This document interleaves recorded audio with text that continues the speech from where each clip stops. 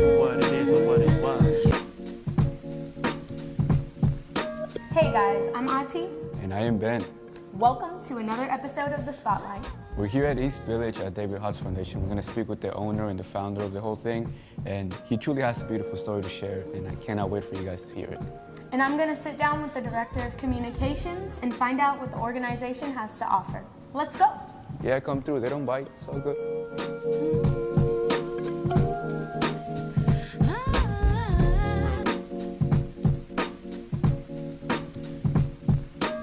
So we're here with Brandon Stepp, the founder of the organization. Mr. Brandon, how you doing? Good to meet you. Alrighty, so I'm a firm believer in jumping right to it, so let's get to it.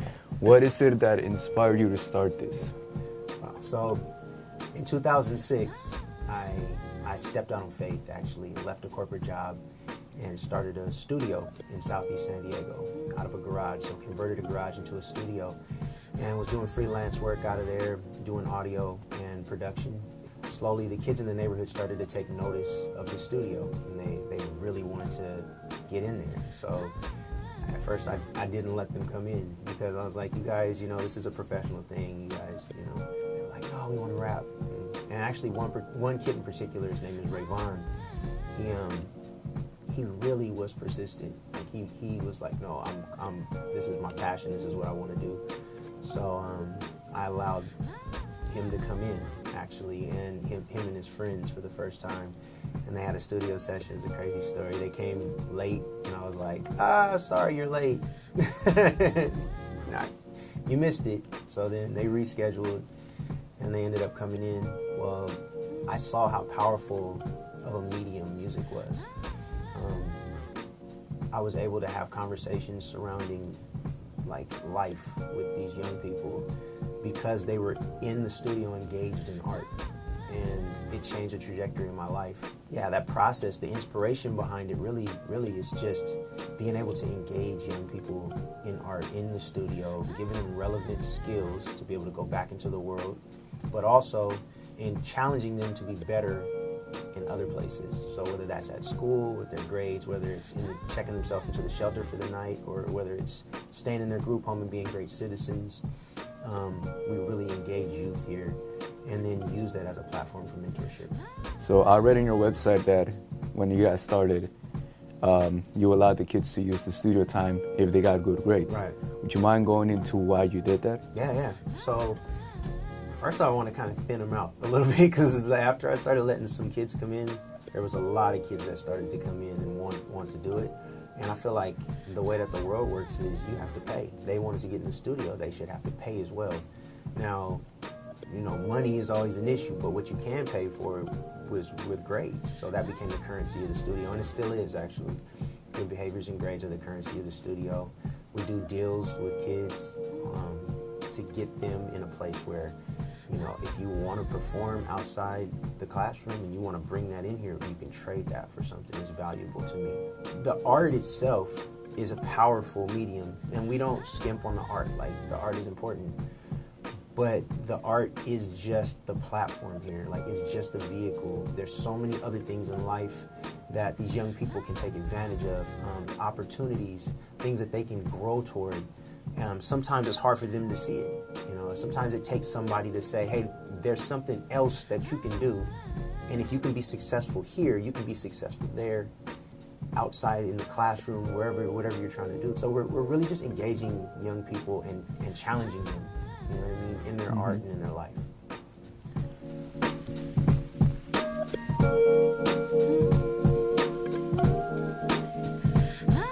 All right, guys, so as you know, we're sitting down here at David's Harp Foundation, and I'm here with the lovely Miss Hannah Hughes. So Hannah, why don't you tell us a little bit about what you do with David's Harp? Oh, that's a great question. I'm technically the Director of Communications, but in the nonprofit world, we wear a lot of hats. But luckily, all of those hats have to do with communicating, because that's what we do with people. So I really just help make this place run and make sure that all of our pieces are in line and telling our story in the community and working with our teens in the program. That is awesome. So, as with any nonprofit, especially with using just the term nonprofit alone, that can be scary for a lot of people to volunteer or jump into. So, how did you guys end up gaining some of your staff members? Oh, that's a good question. So our staff members, primarily a lot of them actually are graduates from our program. So we have alumni that have graduated, so they've been through our program when they were teenagers, and they decided to come back to give back to the community, and now they're instructors with us. So, and then Brandon Stepp started the foundation, and Rashad Graham, our head of instructors, he was actually with Brandon 10 years ago when it all started. So we're kind of a close-knit little family. Oh, that is so cute. I'm sorry, like It is. No, it totally is. A lot of people kind of market the idea of like family within like a business. Even sometimes, like I've had like 9-to-5 jobs where they're like, we're family, Right. and you But don't no. get that vibe. But like No. you can really feel it when you even step into the door. Oh, like that's so you guys cool. are so much bigger than community, and I think that's great. Oh, thank So do you guys predominantly cater to the East Village community? Like, is it exclusive to East Village, or do you guys also kind of take it around San Diego? Yeah, so we're not exclusive. We have 12 different partnerships in the community. So all of our classes, we have a back end with our students. So we have over 10 high schools that we're partnered with, all within the community. Most of them is either off the trolley line or within walking distance. And we also have some organizations like Voices for Children, which works with foster youth, and the shelters that we work with as well. So we kind of span a big portion of San Diego. Awesome, awesome. And finally, what can students expect who want to be a part of the David's Harp experience?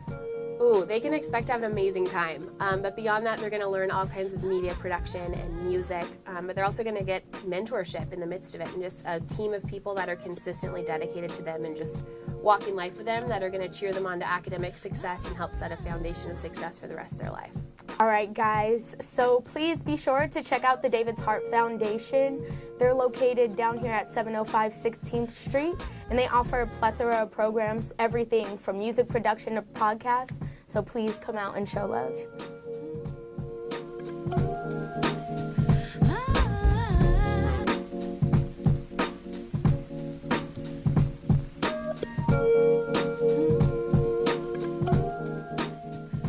This last one is less of a question, more of a statement. I am an artist. I do film and photography. My whole life I wanted to do it. And every time I tell people that, there's a little bit of, I want to say, almost condescending, like, really? That's what you want to do? Yeah. But good luck with that. Or whenever at school they had budget cuts, they would always cut the arts first. I was the first thing to go. Yeah. So I feel like we live in a society where the art is not taken it serious. Yet you and I both know that art changes life. Art matters. Art changes the world. So let's take what's going on here as your own way of telling the world, why does art matter? Because we are here Yeah, for that, because of that statement. Art matters. Art changes lives. absolutely. Why? Why does art change lives? Art in and of itself is an expression. It's a conversation. It's a communication. We know that communication is powerful, right? It's a powerful medium, whether it's verbal or nonverbal. But to be able to focus on something, to be able to communicate, takes passion, it takes education, it takes a lot of different elements that are core in everything else in society. So at a core level, from a communication level, art is essential to society because it is an expression just like anything else is an expression. But deeper than that, even deeper than that, why is art powerful? Art is powerful because there's something in our minds, there's something in our hearts that needs to come out. We need to be able to express that, and sometimes words aren't enough. Sometimes you need to have a different canvas, a different method by which to communicate your heart to the world, and art offers you that opportunity. And then you spoke on something else. You know, there is a stigma kind of in society about the value of art. But I think that people that see that way don't really realize that they're consuming art all the time, you know, and it's something that without it in their lives, they would really miss it. It's so interwoven into who we are, to be able to create. I think it's so interwoven into what we are that people take it for granted. But the reason why this place looks like it does is because artists, I want these young people to take art so serious that when they walk through this door, they understand that there's no expense that's spared for them. That they're walking into a completely high-tech facility You know what I mean? That they deserve to sit down in these chairs. Why? Because of who they are, not because of necessarily what they've done yet, but just because of who they are. They deserve to sit down. They deserve to be at the table. They deserve to paint with the best paintbrushes. There's something about a person that changes when you trust them in that regard. There's something about a person that changes from a deeper even trust level when you hand them a proper tool and say, this is something that you can create with. And then when they create with that, man, like there's something that changes completely in that person, and they know, and these kids especially, these young people, they know that if they can create here and if they can express themselves here, they can do it in a classroom, in a boardroom, they can go wherever they need to. So yeah, I get a little passionate, but yeah, it's what it is. Right on, and that was beautiful, and I hope someone heard that and got touched by that as much as I did. So thank you very much for opening up like Thank that. you for putting up with me, man. Appreciate it. Thank you. Yeah.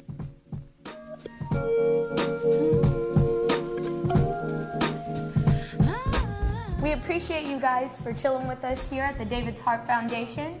And to check out more, be sure to visit davidsharpfoundation.org. And I hope that inspired someone out there as much as it inspired me. It was so very beautiful, so there's no much as we said but this. Stay righteous, San Diego.